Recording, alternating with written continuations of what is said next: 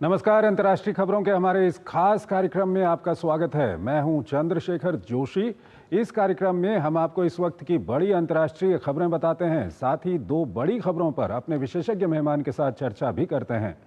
आज हम आतंकवाद पर FATF की सनसनीखेज रिपोर्ट और टैरिफ को लेकर अमेरिका और ब्राजील के बीच तनातनी पर चर्चा करेंगे और अंत में आज की कुछ और महत्वपूर्ण अंतर्राष्ट्रीय खबरें आपको बताएंगे। लेकिन आइए सबसे पहले आपको दिखाते हैं इस वक्त की अंतर्राष्ट्रीय हेडलाइंस। टैरिफ को लेकर अमेरिका और ब्राजील में ठनी, ट्रंप ने ठोका 50% टैरिफ। 1 अगस्त से लागू होगा नया शुल्क। ब्राजील की जवाबी कार्रवाई की चेतावनी।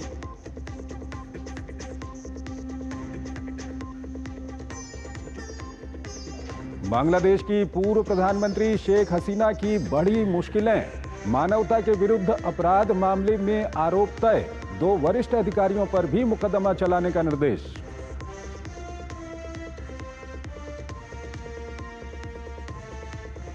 आसियान विदेश मंत्रियों की बैठक से इतर। मार्को रूबियो की सर्गेई लावरोव से मुलाकात।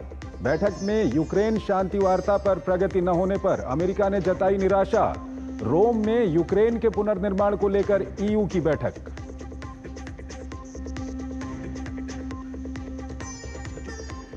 दक्षिण पूर्व एशियाई देशों में परमाणु हथियारों पर प्रतिबंध लगाने वाली संधि पर हस्ताक्षर करने के लिए चीन सहमत। आसियान की बैठक में क्षेत्रीय शांति और स्थिरता पर जोर।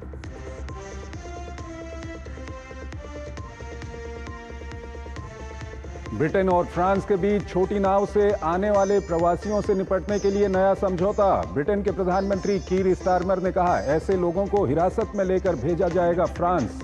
जल्द शुरू होगा पायलट प्रोजेक्ट।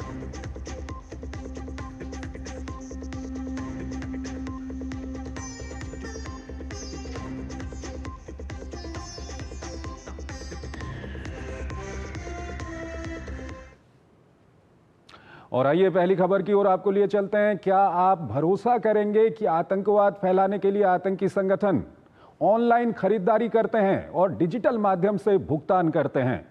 दरअसल FATF की ताजा रिपोर्ट में यह खुलासा किया गया है और इसमें भारत में हुए आतंकी हमलों का उदाहरण भी दिया गया है। इसके अलावा FATF ने सरकार प्रायोजित आतंकवाद के लिए एक अलग श्रेणी बनाई है। FATF के इस कदम को आतंकवाद को लेकर भारत की एक कूटनीतिक जीत के तौर पर देखा जा रहा है। ये रिपोर्ट देखिए। क्या आपने कभी सोचा कि आतंकवादी कैसे अपने घिनौने मंसूबों को अंजाम देने के लिए एडवांस्ड तकनीक का सहारा लेते हैं? कैसे ई-कॉमर्स प्लेटफॉर्म्स के जरिए आतंकवाद के लिए सामग्री खरीदी जाती है और ऑनलाइन मनी ट्रांसफर प्लेटफॉर्म्स के जरिए आतंकवाद के लिए भुगतान किया जाता है?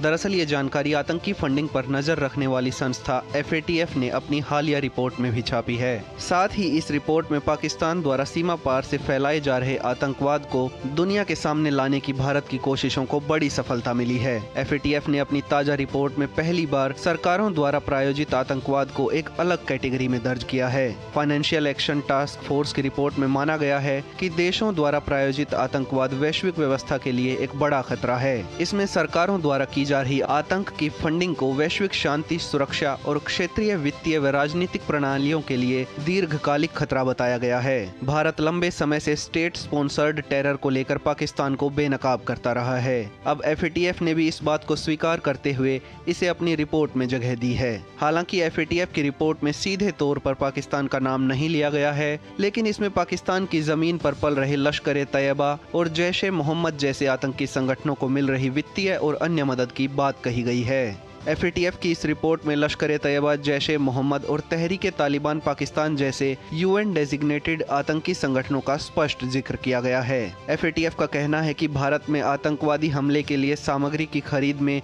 ई-कॉमर्स प्लेटफॉर्म्स का इस्तेमाल किया गया था। रिपोर्ट में बताया गया कि 2019 में पुलवामा आतंकी हमले के लिए ई-कॉमर्स वेबसाइट से विस्फोटक खरीदा गया था। वहीं 2022 में यूपी के गोरखनाथ मंदिर पर हुए हमले में आतंकी को online money transfer platform PayPal के जरिए भुगतान किया गया था। साथ ही FATF ने अपनी रिपोर्ट में कहा कि सोशल मीडिया, मैसेजिंग एप्लीकेशन और क्राउड फंडिंग साइटों जैसे डिजिटल प्लेटफॉर्म्स का आतंकी फंडिंग के लिए तेजी से दुरुपयोग किया जा रहा है। एफएटीएफ ने दुनिया भर की सरकारों और डिजिटल कंपनियों को चेतावनी दी है कि वे इन प्लेटफॉर्म्स के दुरुपयोग को रोकने के लिए ठोस उपाय करें।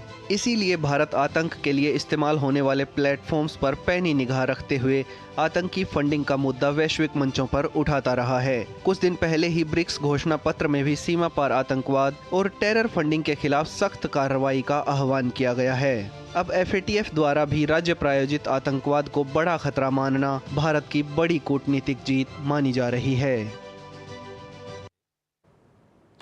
और इस खबर पर बात करने के लिए हमारे साथ जुड़ रहे हैं आलोक बंसल, विदेशी और सामरिक मामलों के जानकार हैं, उनसे हम बातचीत करेंगे। आलोक जी, बहुत बहुत स्वागत है आपका हमारे इस कार्यक्रम में।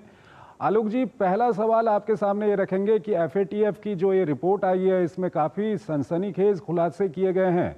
भारत में जो आतंकी हमले हुए हैं उसके भी उदाहरण दिए गए हैं, पुलवामा का उदाहरण दिया गया है, यूपी में जो गोरखनाथ मंदिर में हमला हुआ उसका उदाहरण दिया गया है, और सबसे चौंकाने वाली बात यह है, ये कहा गया है कि इसमें किस तरह से डिजिटल माध्यमों का उपयोग हो रहा है।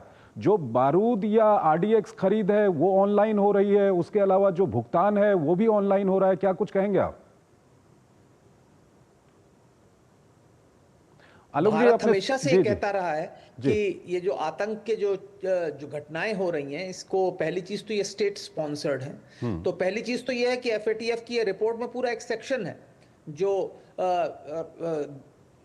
राष्ट्र स्टेट स्पॉन्सर्ड टेररिज्म के ऊपर है। दूसरा, ये बात काफी समय से हम लोग जानते थे कि डिजिटल माध्यमों का प्रयोग हो रहा है, और अब इन डिजिटल माध्यमों के माध्यम से किस तरीके से भारत में गोरखनाथ मंदिर और अन्य घटनाओं में जो है पैसे ट्रांसफर हुए, पैसों का प्रयोग किया गया, चीजें खरीदी गई, आतंक के टूल्स को खरीदा गया, ये साफ साफ दर्शाता है कि जो भारत काफी समय से कह रहा था, अब धीरे धीरे उस बात को एफएटीएफ भी मान रहा है, और इससे जो उंगली है वो पूरी तरह से पाकिस्तान की ओर उठ रही है, जो जिसे हमेशा से हम भारत ने कहा है कि स्टेट स्पॉन्सरिंग टेररिज्म है। तो भारत जो विश्व के रंगमंच पर कई बार इस बात को कहता आ रहा है कि जो कई राष्ट्र हैं जिन्होंने अपनी विदेश नीति का एक अभिन्न हिस्सा बना लिया है स्टेट स्पॉन्सरशिप ऑफ टेररिज्म, उस बात को अब मेरे ख्याल से एफएटीएफ मान रहा है, और आगे चलकर हो सकता है इसका अगर वो संज्ञान ले तो पाकिस्तान के ऊपर जो उनका शिकंजा है वो कसने लगे, और शायद इसको ग्रे लिस्ट पे वापस पाकिस्तान को डाला जा सकता है। आलोक जी, जिस तरह से ये डिजिटल माध्यमों का उपयोग हो रहा है, चाहे आतंक के लिए चीज़ें खरीदने की बात हो या भुगतान करने की बात हो, ऐसे में इसको रोकने के लिए क्या एक ही देश की व्यवस्था काफ़ी होगी या इसके लिए कोई अंतर्राष्ट्रीय व्यवस्था है या बनानी होगी? क्या कुछ कहेंगे आप?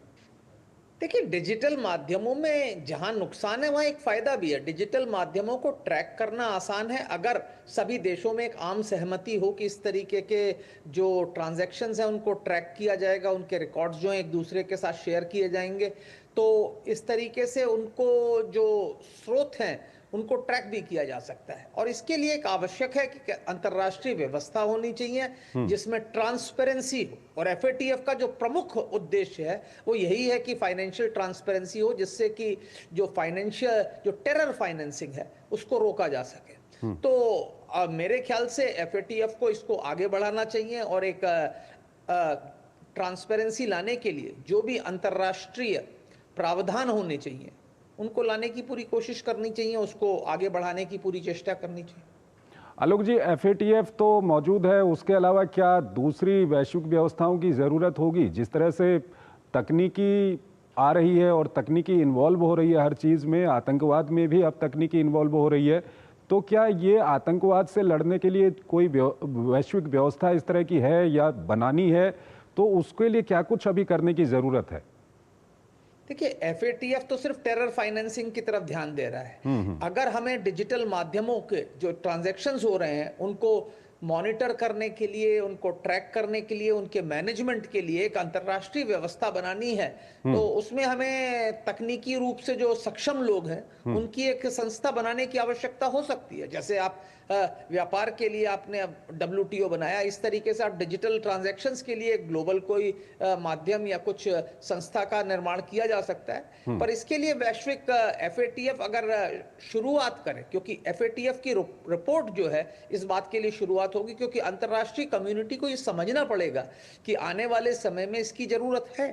क्योंकि ये जो व्यवस्था है इसका प्रयोग जब एक तरफ वो लाखों लोगों की जिंदगी को सुगम बना रहा है और सरल बना रहा है, साथ ही साथ इसका प्रयोग आतंकवादी और गैर कानूनी संस्थाएं जो है इसके मनी ट्रांसफरिंग के लिए और अपने उद्देश्यों को पूरा करने के लिए भी कर रही हैं। और इसलिए आवश्यकता है कि इसमें पूरी पारदर्शिता आए, और उस पारदर्शिता को लाने के लिए शायद इस तरीके की अंतर्राष्ट्रीय संस्था की स्थापना की आवश्यकता है, जिसमें तकनीकी रूप से सक्षम लोग इन ट्रांजैक्शंस को बिना प्राइवेसी को खत्म करे। मैं ये नहीं कह रहा कि हर व्यक्ति की निजता खत्म हो जाए, लेकिन जहां आतंक का मुद्दा हो वहां आतंक के स्रोत से उनकी जो फाइनेंशियल ट्रांजैक्शंस की जो लाइंस हैं वो ट्रेस की जा सके।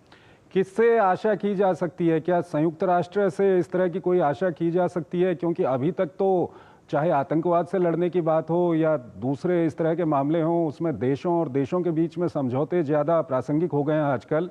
संयुक्त राष्ट्र की प्रासंगिकता वैसी रह भी नहीं गई। तो ऐसे में जब तकनीकी इन्वॉल्व हो रही है और आधुनिक तकनीकें आतंकवाद में भी आ रही हैं, तो संयुक्त राष्ट्र या इंटरपोल जैसी संस्थाओं से कुछ आशा की जा सकती है इसको लेकर के? देखिए, दुर्भाग्य से पिछले कई सालों से जो अंतर्राष्ट्रीय संस्थाएं हैं वो अपनी क्रेडिबिलिटी खोती चली जा रही हैं। अब देखिए, जब रूस यूक्रेन युद्ध हुआ तो अमेरिका ने यूनिलैटरली स्विफ्ट से रशिया को बाहर कर दिया, उसके जो पैसे थे उसको भी जब्त कर लिया। तो अब उस WTO पिछले कई सालों से एक डिफंक्ट बॉडी की तरह काम कर रहा है। तो जब इस तरीके की संस्थाएं पहले ही निष्क्रिय हो गई हैं, तो अब मुझे लगता नहीं कि संयुक्त राष्ट्र अगर पहल करेगा तो कोशिश की जा सकती है, पर जब तक दुनिया के अधिकांश राष्ट्र इस बात को रियलाइज नहीं करेंगे कि इसकी आवश्यकता है, और इसीलिए ये FATF की जो रिपोर्ट है ये महत्वपूर्ण है, क्योंकि ये FATF की रिपोर्ट का संज्ञान लेते हुए मेरे ख्याल से अंतर्राष्ट्रीय समुदाय जो है कोशिश कर सकता है कि हमें एक इस तरीके की व्यवस्था की आवश्यकता है और जिसके लिए एक आम सहमति बनाने की आवश्यकता है, जिससे कि आगे चलकर इस तरीके के जितने भी ट्रांजैक्शंस हैं उनको ट्रैक किया जा सके। आलोक जी, इस रिपोर्ट का एक और पहलू यह है कि पहली बार जो स्टेट स्पॉन्सर टेररिज्म है, या हम कहें कि जो सरकारें आतंकवाद को समर्थन करती हैं, उसको एक अलग श्रेणी में रखा गया है। ये कितना महत्वपूर्ण है? ये बहुत महत्वपूर्ण है, क्योंकि भारत काफी समय से इसी बात को कह रहा है। हम काफी समय से ये कह रहे हैं कि हमारा एक पड़ोसी मुल्क है जिसने अपने विदेश नीति का एक अभिन्न अंग बना लिया है कि हम आतंकवाद को स्पॉन्सर करेंगे, और दुनिया अभी तक इसके ऊपर उतना संज्ञान नहीं ले रही थी। पर यह बहुत अच्छी बात है कि FATF ने इसके ऊपर एक पूरा सेक्शन बनाया है, और ऐसे राष्ट्र जो कि प्रत्यक्ष एवं परोक्ष रूप से आतंक को समर्थन दे रहे हैं और उसका पोषण कर रहे हैं, अब उनकी जो गतिविधियां हैं वो मेरे ख्याल से ज्यादा बेहतर तरीके से उनका संज्ञान लिया जा सकेगा।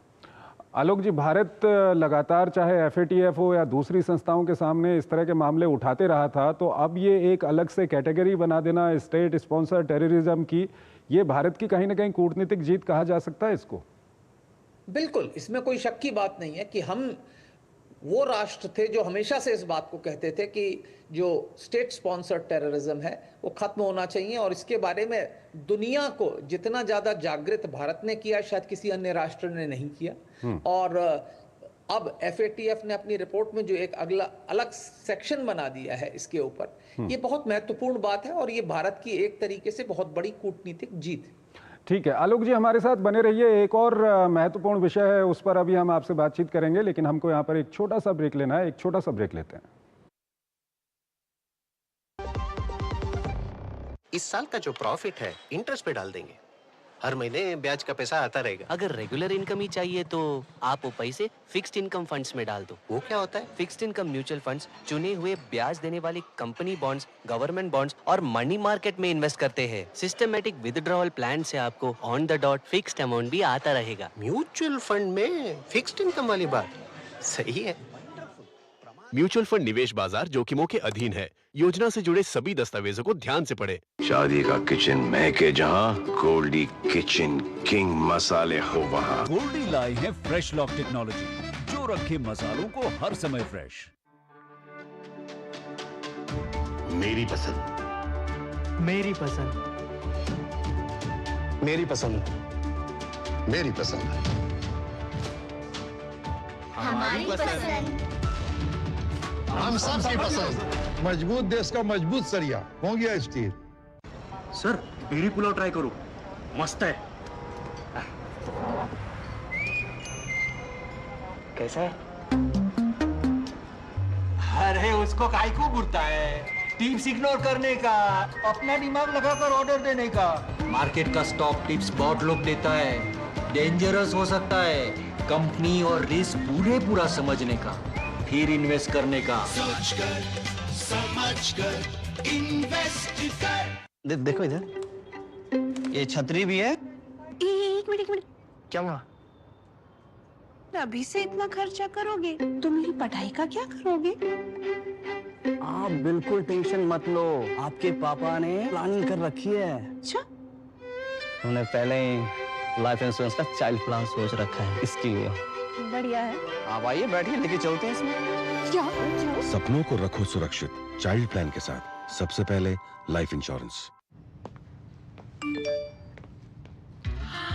10 लाख की लॉटरी मुझे। वाओ! फर्जी ऑफर से सावधान। RBI कहता है जानकार बनिए, सतर्क रहिए। जो लक्ष्य चुना था समझ आने लगा है। GLA यूनिवर्सिटी, उच्च लक्ष्य की निश्चित प्राप्ति। केंट गोल्ड से पानी होता है ज्यादा प्योर, बैक्टीरिया के अलावा हानिकारक सिस्ट भी निकलती है। बिना बिजली से चलने वाला वाटर प्योरीफायर जो पानी को शुद्ध करे और बीमारियों से बचाए। अब हर परिवार होगा स्वस्थ केंट से।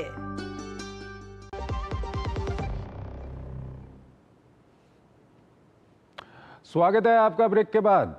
अमेरिकी राष्ट्रपति डोनाल्ड ट्रंप के निशाने पर अब ब्राजील है।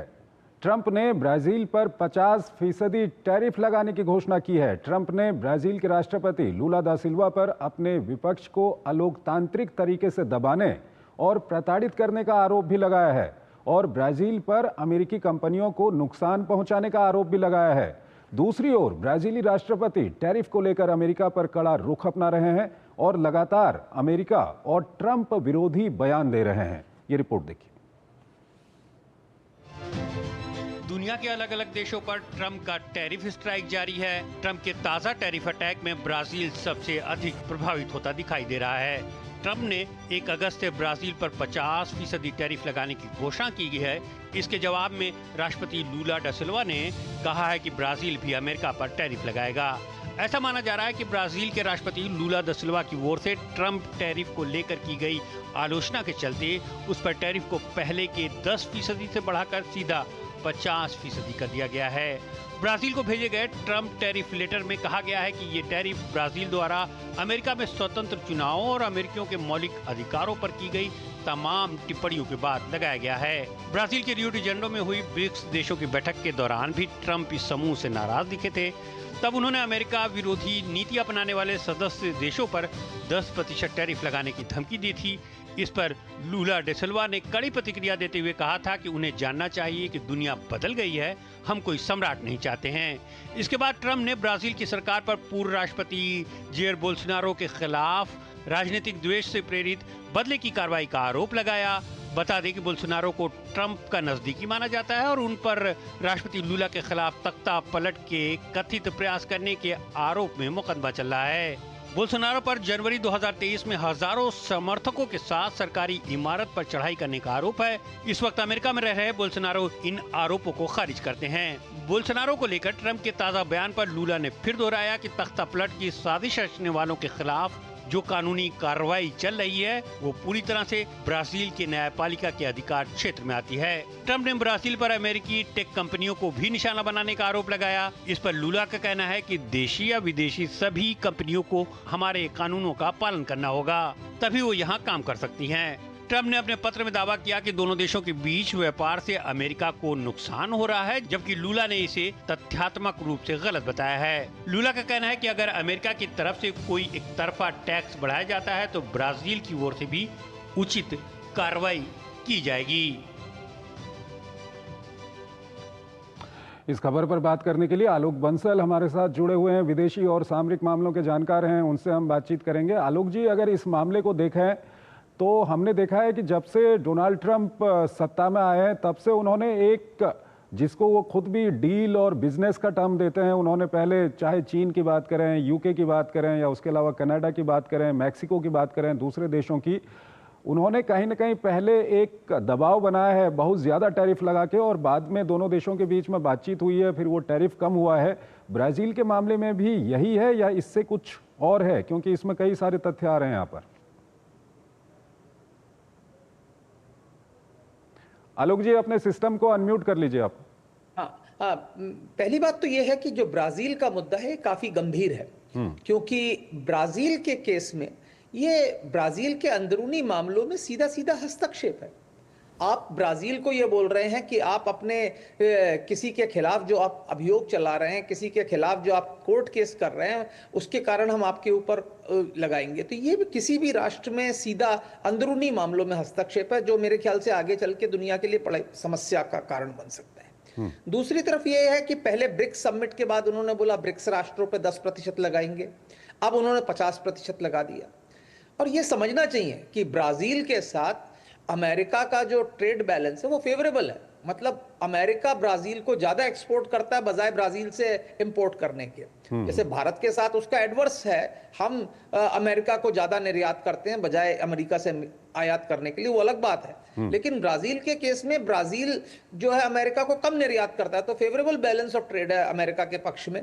और अब उसके बाद अगर आप इसको डीरेल करते हैं या उस पर ज्यादा कर लगा के आप करते हैं, तो ब्राजील भी रिटेलिएट करेगा।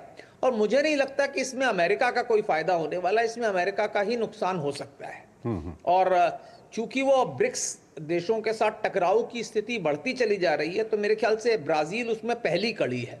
और जो भी इसका रिजल्ट होगा, जो भी इसका निर्णायक भूमिका होगी, उसके बाद अन्य राष्ट्रों पर इसका क्या असर होगा वो देखा जाएगा।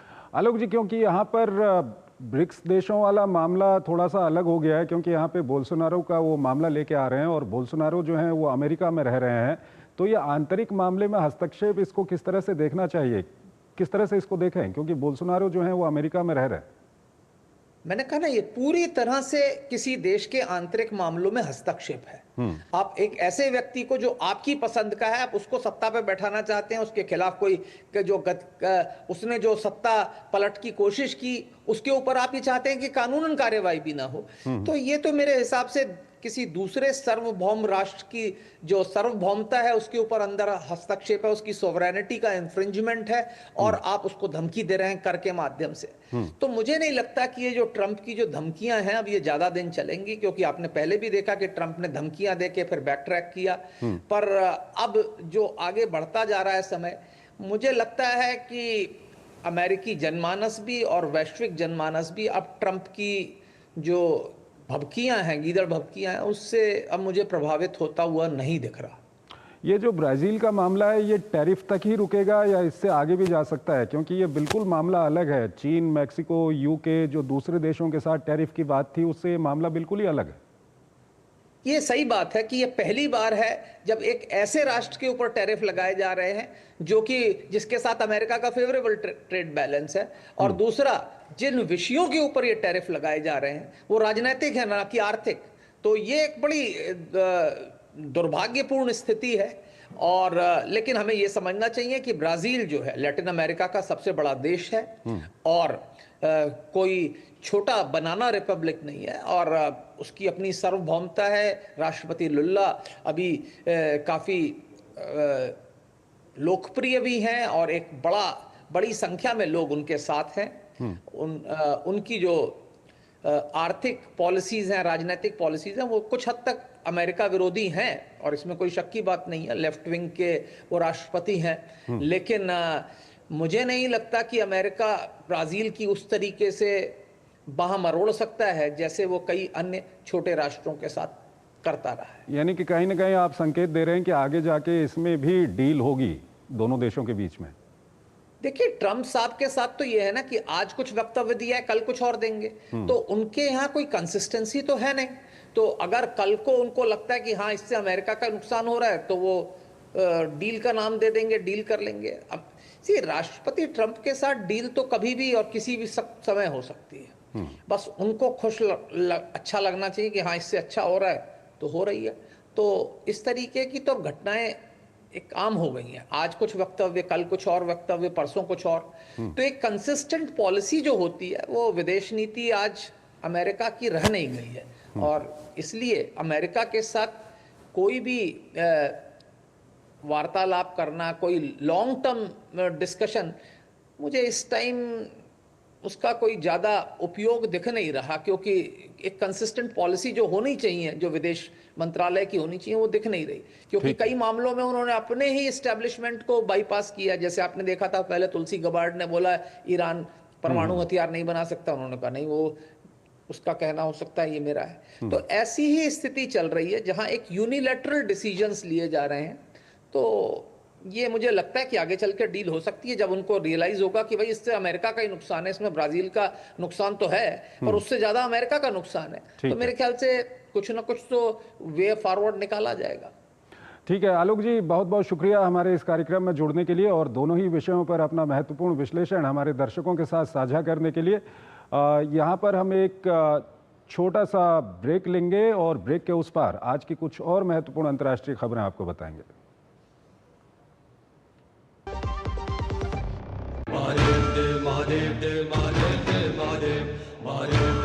ये सिर्फ एक यात्रा नहीं, ये है शिव से मिलने का संकल्प।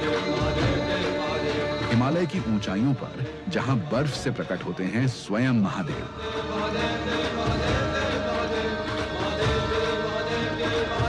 श्री अमरनाथ जी यात्रा 2025, जहां हर सांस में है भक्ति, हर कदम में है शक्ति।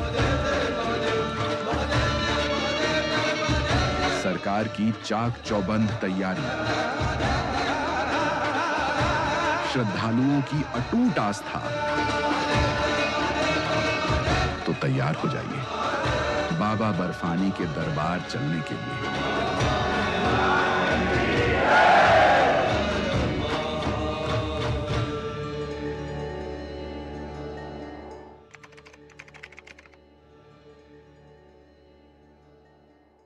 केंट गोल्ड से पानी होता है ज्यादा प्योर। बैक्टीरिया के अलावा हानिकारक सिस्ट भी निकलती है। बिना बिजली से चलने वाला वाटर प्योरीफायर जो पानी को शुद्ध करे और बीमारियों से बचाए। अब हर परिवार होगा स्वस्थ केंट से। जो लक्ष्य चुना था समझ आने लगा है। जीएलए यूनिवर्सिटी, उच्च लक्ष्य की निश्चित प्राप्ति। वीडियो लाइक करने के पैसे मिलेंगे। So easy। अनजान लिंक्स पर क्लिक मत कीजिए। आरबीआई कहता है जानकार बनिए, सतर्क रहिए। शादी का किचन महके जहाँ, गोल्डी किचन किंग मसाले हो वहाँ। गोल्डी लाई है फ्रेश लॉक टेक्नोलॉजी जो रखे मसालों को हर समय फ्रेश। पता है, I was a bright student। कुछ करना चाहती थी, कुछ बनना चाहती। आप अपना खुद का स्टार्ट कीजिए ना। खुद का बिजनेस? और इसमें पैसे तो बहुत लगेंगे ना। Zero investment. Zero investment? हाँ, I'm doing it। मैं एक principal madam. She's my client। मैं LIC एजेंट हूँ। LIC एजेंट बनो? अब बड़ा सोचो। हमारी वेबसाइट पर जाएं या अपनी नजदीकी LIC शाखा से संपर्क करें। केंट गोल्ड से पानी होता है ज्यादा प्योर। बैक्टीरिया के अलावा हानिकारक सिस्ट भी निकलती है। बिना बिजली से चलने वाला वाटर प्योरीफायर जो पानी को शुद्ध करे और बीमारियों से बचाए। अब हर परिवार होगा स्वस्थ केंट से।